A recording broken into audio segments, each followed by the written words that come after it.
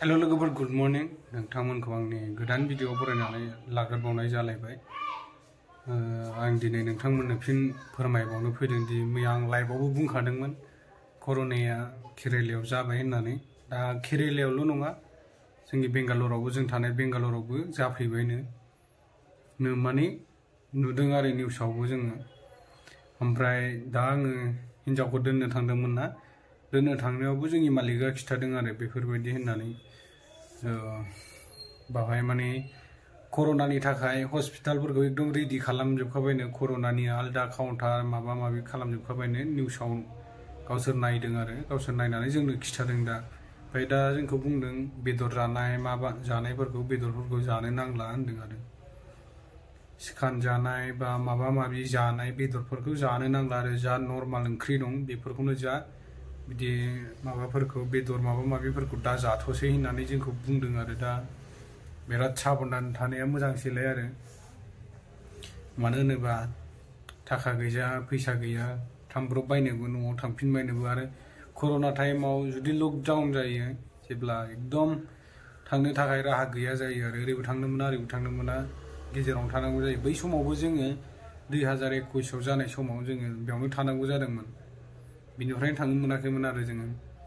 दा आरो फिन खेबसेबाव बे कर'नायानो फैगासिनोबाव, दा उफाय गैया आरो। ओमफ्राय आंनालाय हिन्जावा होननांदोंसोमोन, आं न'आव थांनोसै नामासो होनना बुंदोंमोन आरो। दा खोनानाय लोगो लोगो गावहा बुंदोंमोन आं न'आव थांसै नामासो होनना बुंदोंमोन। ओमफ्राय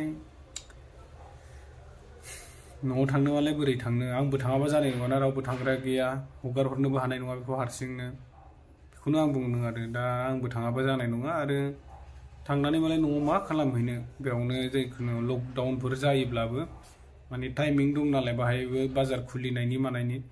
बिदिनो सिगाङाव जानायाथ' बिदिनोमोन, जों थानाय समाव 2021आव फुङाव 6टा बा 7टायाव खुलिनानै 10टासोआव बन्द' खालामनानै थांफिननांगौमोन आरो। बिदिनो 3 घन्टानि थाखाय हगारदोंमोन नालाय,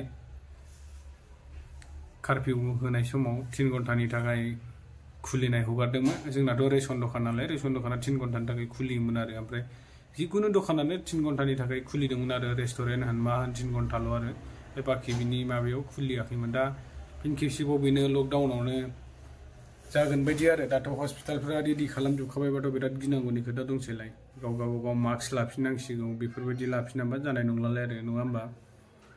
दा बेनोसै आरो, बिराद साबधाननो। दिनै आं नोंथांमोननो फिन खेबसे खिथाफैबावबाय, मैयाबो आं लाइभआवबो खिथाखादोंमोन, बुंखादोंमोन, आरो दा दिनै आं आपडेटखौ होफिनबावबाय आरो, कर'नानि आपडेटखौ।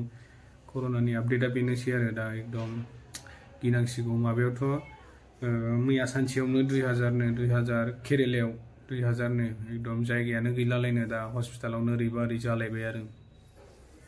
ओरै लांलाय बावबो जोङो एम्बुलेन्स गाबनायफोरखौनो एकदम बांसिन मोनगासिनोखा आरो बेंगालरावबो। दसेनो थाया माने एव ओरैबा ओरै गाबलागासिनोखा। बेखौनो जोंबो सानगासिनोखा, सन्देहआनो जोंनाबो माबाखा। ओमफ्राय दा गगा मोननाय मा मोननाय बेबो बिराद बारा जादों नालाय, बे गगा मोननायजों लोगोसे ओमफ्राय दा कर'नायाबो सुरु जाफिनदों आरो। ओरैनो गगा मोननाय गुजुनायफोरखौनो हमखायो नालाय, दा गुजुनाय गगा मोननाय जाबाथाय गाव गावबागाव न'आव स्टेबल थानाया मोजांसै आरो। जोंबो दा गगा मोनबाथाय डिउटियावनो थांखाला, एबाराव 2 सानथामसोखौ जोङो सुटि लानानै, जेब्ला गगाया आराम जायो बिनि उनावसो जोंबो डिउटियाव थांसै आरो। बिदि खालामाबा नङाबा जानाय नंला, बिराद गिनांगौनि खोथा दंसै, नङा होमबा? मानो होनोबा एफा गोजाननिफ्राय फैनाय, सानसेजों मोनहैया साननैजों मोनहैया, आरो लकडाउन जायोब्लाथ' बिराद खस्थ'।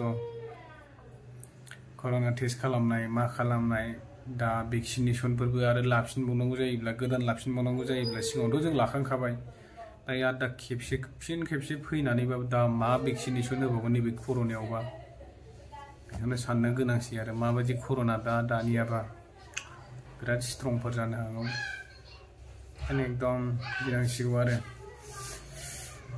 हुसियार थादोलाय लोगोफोर, नङाबा जानाय नंलालाय कर'नाया ओरैबायदि। गुगोलाव सार्च खालामना नायबा मोनगोन, ओमफ्राय इउटुबावबो सार्च खालामना नायबानो मोनगोन आरो।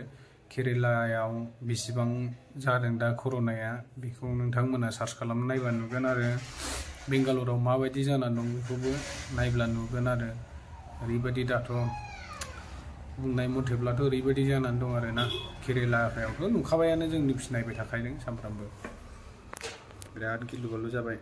थांनो हाया मानो हायानो मा खालामबावनांगौ जाखो जोंहाबो खर'आनो सानबाबो जाला आंना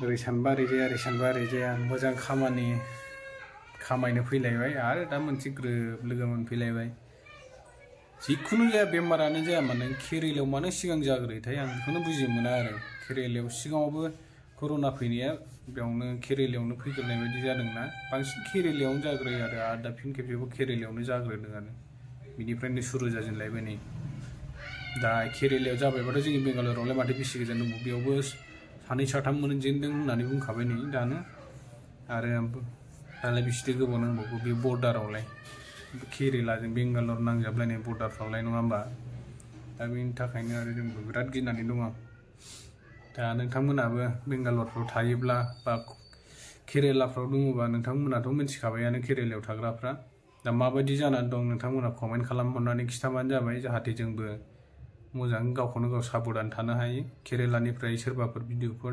नायदोंब्ला कमेन्ट खालामनानै खिथाहरबानो जाबाय माबायदि जानानै दं दा मा होनदों बेफोरखौ खिथाहरबानो जाबाय आरो जोंनो ओमफ्राय जोंनि बेंगालरावथ' जों मोनथिखाबायानो सानै साथाम जाजेनदों आरो दा बांद्राय जाथ'वाखै लासैनो बावबो बारायनो हासिगौ बेलाय कर'ना बुस्थुआलाय माथो ना गोरलै नङाना एकदम बारायो थाब थाबनो बारायनो एकदम बिराद माबा आरो गोरलै नङासो होनफ्लांदों एकदम बिराद गोरलै आरो कर'नाया सिगाङावबो माबायदि बारायदोंमोन दाबो अनेक दसेयावनो दसे केरेलायावथ' बारायनाया बारा जाथारदों ओमफ्राय बे बेंगालरावबो सौफैबाथाय गाज्रिथारसै आरो एसे बुरजायै सौफैबाथाय दा सानै साथाम जाजेनबायबाथ' माथो दंबावो जाखासिगोनानो जिखुनु नोंथांमोना कमेन्ट खालामना खिथाहरबानो जाबाय आरो बे भिडिअखौ नोंथांमोना शेयार खालामना होब्लानो जाबाय आरो जाहाथे बयबो नुलायलायो मिन्थिलायो आरो गावखौनो गाव साबधान थानो हायो दा आं बेखौनो बुंनानै दिनै भिडिअखौ एसेयावनो फोजोबनोसै जै बर' हारिनि